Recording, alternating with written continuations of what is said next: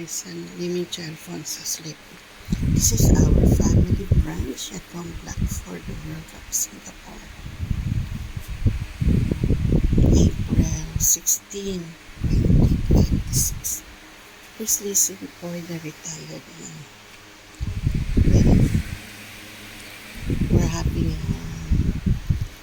chicken, pancake, and white spaghetti. Okay, is carbonara. I cook panini. Okay, yesterday's remain. My son also never eat.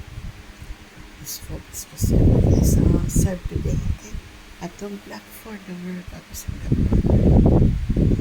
With fried chicken and the pancake. Fried chicken and pancake. Enjoy, folks, at Home Black for the World Cup Singapore. Our family brunch, April 16, 2026. Enjoy Singapore.